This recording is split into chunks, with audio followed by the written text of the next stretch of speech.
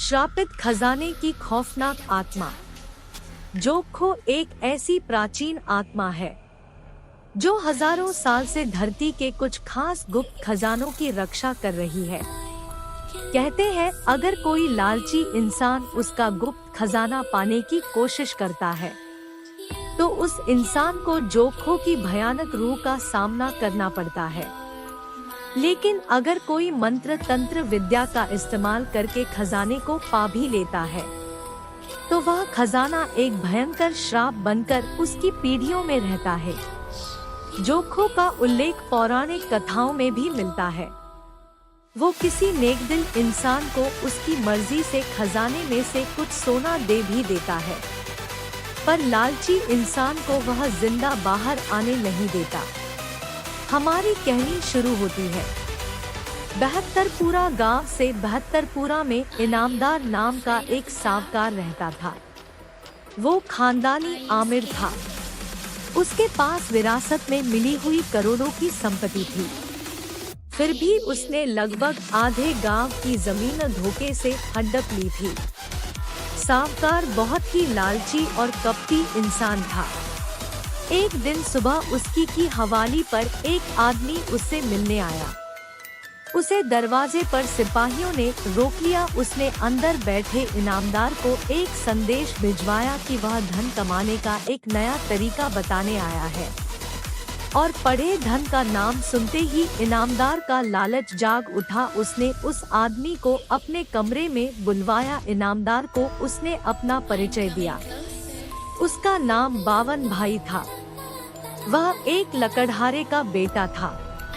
उसने सावकार से कहा कि उसके पिताजी ने मरने से पहले उसे एक प्राचीन खजाने का नक्शा दिया है जो उसी गांव के घने जंगलों में किसी खंडहर में छुपाया हुआ है।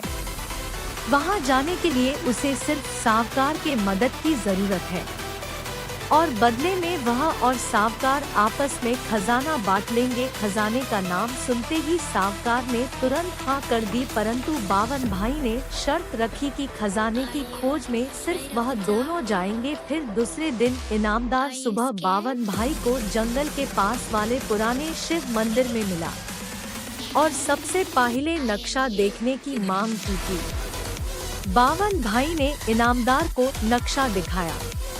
तसल्ली होने के बाद वह दोनों घने जंगल में गए, जहाँ कोई इंसान गलती से भी पाँव नहीं रखता था।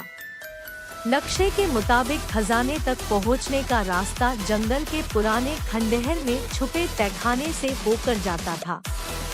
वो दोनों खंडहर के अंदर दाखिल हुए। खंडहर की दीवारों पर कुछ चित्र थे, पर उनमें से सबसे अजीब चित्र था खजाने पर बैठा हुआ विचित्र आदमी। उन चित्रों पर ज्यादा ध्यान न देते हुए वो दोनों खजाने तक जाने का रास्ता खोजने लगे।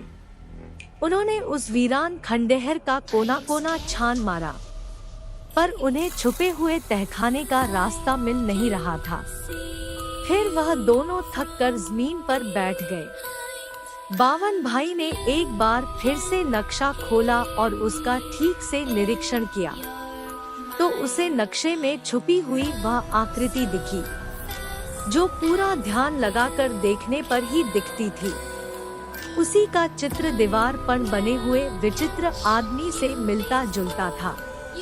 फिर बावन भाई ने उस दीवार के चित्र पर हाथ फेर कर तलाशन शुरू कर दिया। तभी बावन भाई के हाथों को उस चित्र पर एक छोटा सा पत्थर महसूस हुआ जो थोड़ा सा बाहर निकला हुआ था। वो पत्थर उसने ताकत लगा के अंदर ढकेला। फिर उसी चित्र के सामने जमीन पर तहखाने का गुप्त दरवाजा खुल गया। इनामदार ने साथ में लालटेन लाई थी।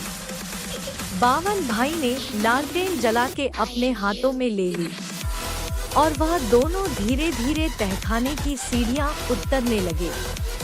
सीढ़ियां काफी नीचे तक जाती थी और उन सीढ़ियों पर ऊपर की तरफ चढ़ते हुए ढेर सारे नर कंकाल और मशाले दिखी। दोनों को ऐसा लग रहा था उन सभी इंसानों ने सीढ़ियों पर ही दम तोड़ा दिया था। पर कहते हैं ना लालच बुरी बला। इतने सारे नर कंकाल देखने के बावजूद भी दोनों की आंखों पर सिर्फ लालच का पर्दा था। अंधेरे में लालटेन के सहारे नक्शे को निहारते हुए दोनों तहखाने का कोना कोना तलाश रहे थे। आखिरकार उन्हें वह कमरा मिल ही गया जिसमें सारा गुप्त धन रखा हुआ था।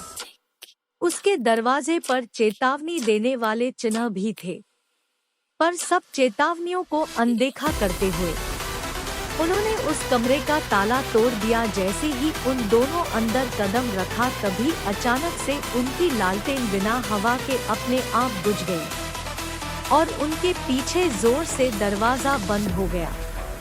उन्हें किसी के मंत्र पढ़ने की आवाज आने लगी। अब डर ने उनके मन में जगह बना ली थी। वह दोनों वहां से भागना चाहते थे। वह दरवाजा पीटने लगे, उसे खोलने की कोशिश करने लगे, पर वहां जाना उनके हाथा में था और वापस लौटना सिर्फ जोखो के वश में था। अचानक दोनों के हाथ पैर बर्फ की तरह एक ही जगह पर जम गए और तभी रहस्यमय तरीके से उस कमरे की सभी मशालें एक के बाद एक अपने आप जल उठी। फिर उन्हें दिखाई दिया जोखो जो खजाने पर पहरा दे रहा था।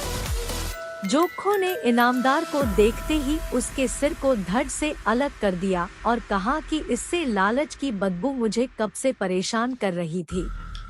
इतना कहकर जोखो जोर जोर से हंसने लगा। उसने 52 भाई से हंसते हुए कहा, मैं तुम्हें एक मौका देता हूँ। तुम जितना तेज भाग सकते हो भागो और तुम इनमें से कोई एक मशाल भी ले जा सकते हो, पर अगर मशाल को तुमने जमीन पर रखा तो मैं तुम्हें उसी वक्त मार दूंगा। 52 भाई डर के मारे कांप रहा था। उसने एक मशाल उठाई और उसके पीछे दरवाजा खुलने साथ ही वह जी जान लगाकर बाहर भागा। जब वह सीढ़ियों से डर के मारे ऊपर की तरफ भाग रहा था तब सीढ़ियों पर इतने सारे कंकाल मौजूद थे कि उनमें से ही किसी एक कंकाल में पैर अटककर 52 भाई सीढ़ियों पर गिर गया और उसके हाथ से मशाल छूटकर जमीन पर गिर गई। फिर अगले ही पल जोखो ने वहां प्रकट होकर उसकी जान ले ली और उन कंकालों के ढेर में एक और लालची कंकाल जमा हो गया।